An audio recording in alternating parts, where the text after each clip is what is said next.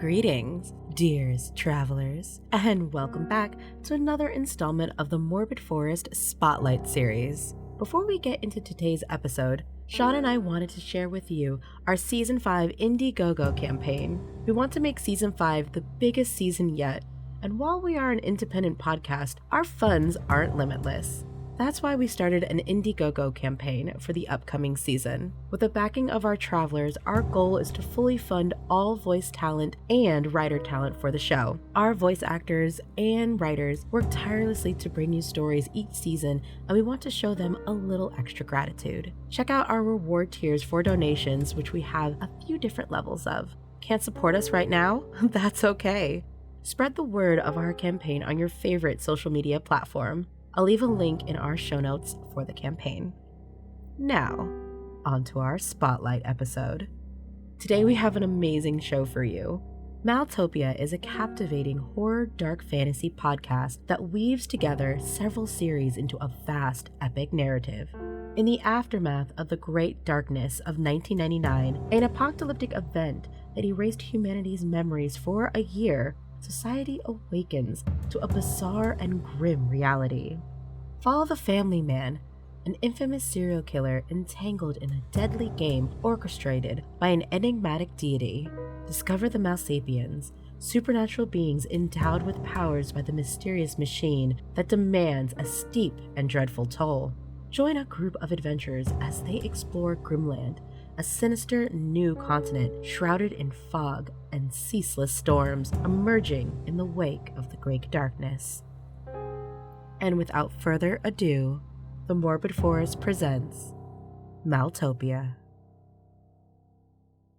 Hey listeners, are you looking for a bingeable fantasy RPG podcast? Then you'll love Rusty Quill Gaming, the weekly actual play podcast that follows a mixed ability group of role players as they make their way through the extended Erasing the Line campaign using a Pathfinder system. With special episodes, spin-offs, and more, Rusty Quill Gaming is the original podcast by the acclaimed creators of the Magnus Archives and features over 250 episodes of action-packed, hilarious, award-winning content. Join in on the fun today by searching for Rusty Quill Gaming wherever you listen to your podcasts, or by visiting rustyquill.com for more information. As always, thanks for listening, and thanks to Rusty Quill for supporting the Maeltopia podcast.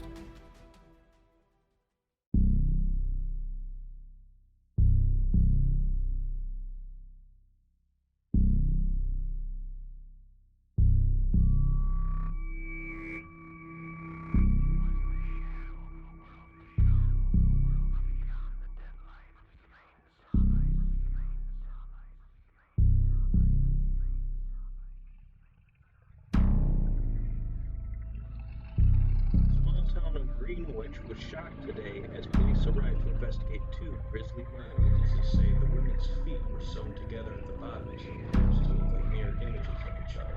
One of the large, Solo is the latest in a long list of murders perpetrated by the infamous serial killer known only as the Family. Before he left, the killer told Mr. Mulgrew that he used the bones of his murdered family as killing instruments.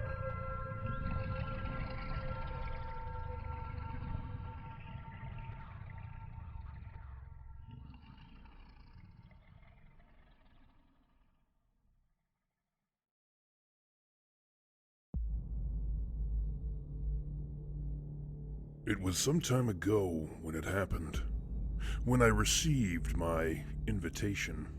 I remember it quite clearly. My sister and I were in the basement of a deserted cabin, long abandoned to an unnamed stretch of woods, working on the final piece to my most recent art tour.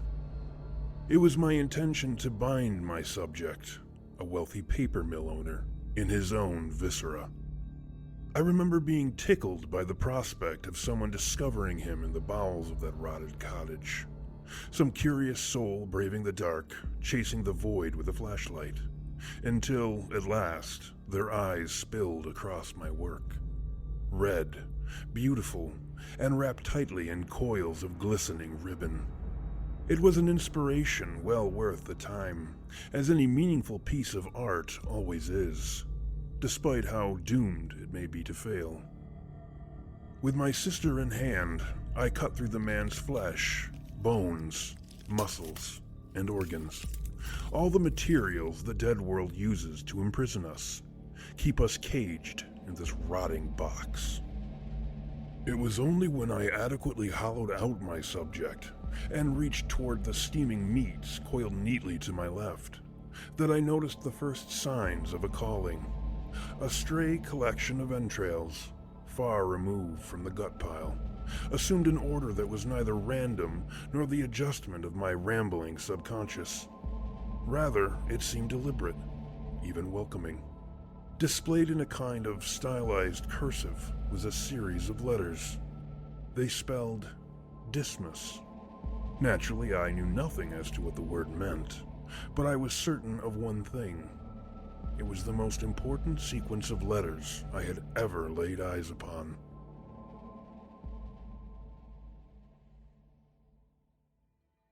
However, it should be stressed that it is not altogether unusual for strange things to happen to me, as I walk a path through life that is not externally defined. By that I mean I am not controlled by outside things, jobs, laws, people. I move because of internal motivations, something that society has attempted to extinguish in favor of more collective goals. The most conspicuous of these internal motivations is murder, of course. Murder is just a parenthetical consequence of a much deeper and effective motivation. But it should suffice to say that killing people requires me to live a little bit less commonly than most. But I do get to see the world from a completely different vantage, as my life is not permitting of routines, normal or otherwise. I must always change if I'm to confuse those who would put a stop to me.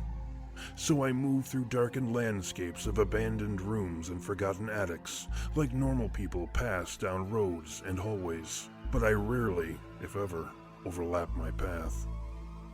In my travels, I have seen the world hidden between the established routines of conventional life, and by that I mean externally motivated life.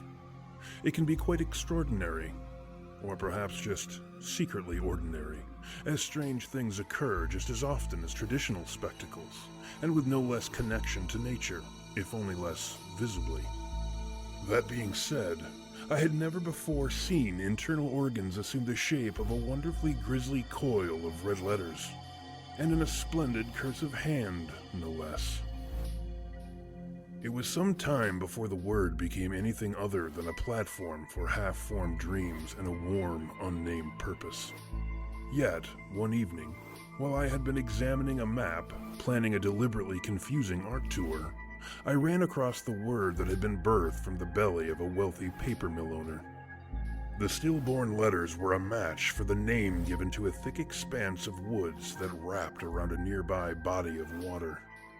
My art tour, it appeared, would be taking a significant detour from my tentative schedule of stops, and I could hardly wait. I had no choice but to follow the compulsion tugging at me. It took me beyond the city and into the woods. I floated through thickets and meadows, and I felt the shadows of dead trees fall across me. They are appreciably colder than the shadows of their living counterparts.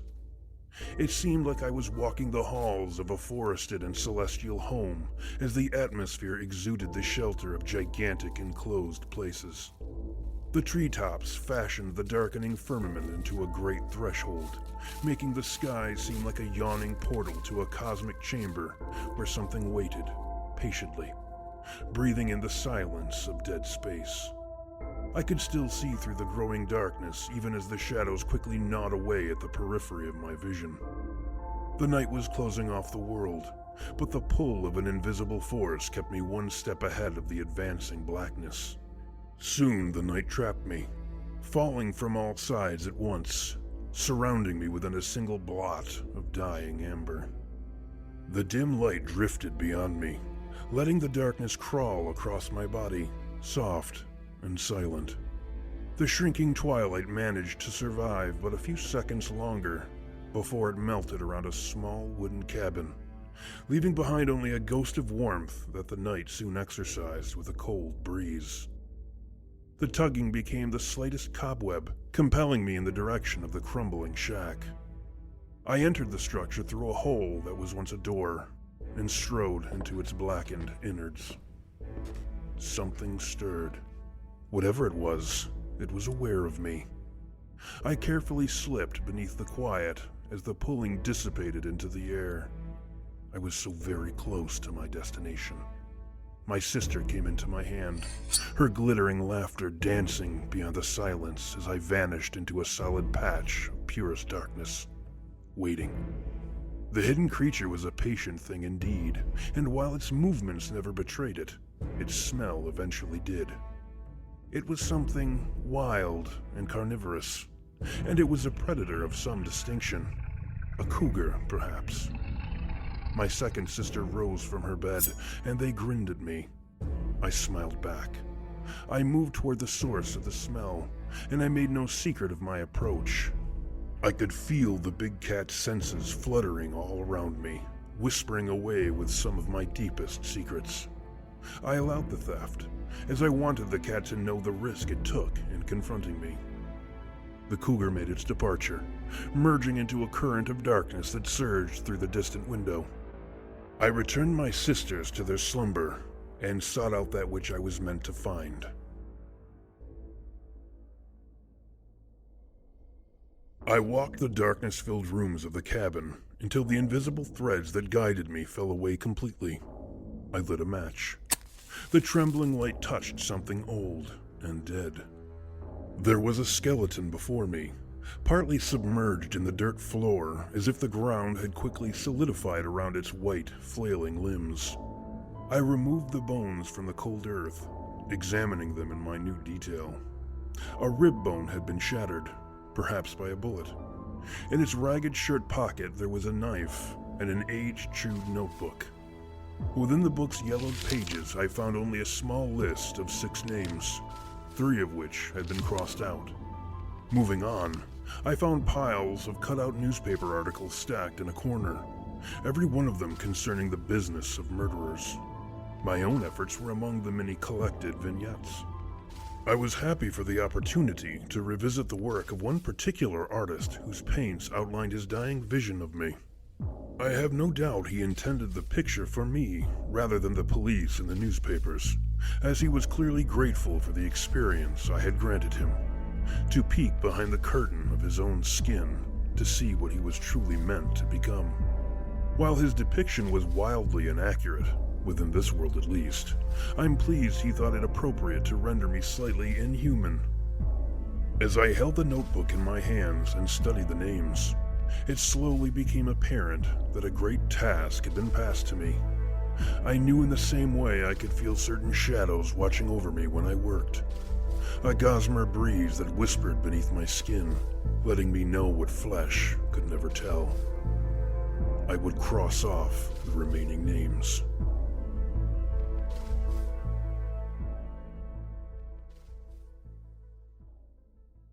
Thank you for tuning into this episode of the Maeltopia podcast.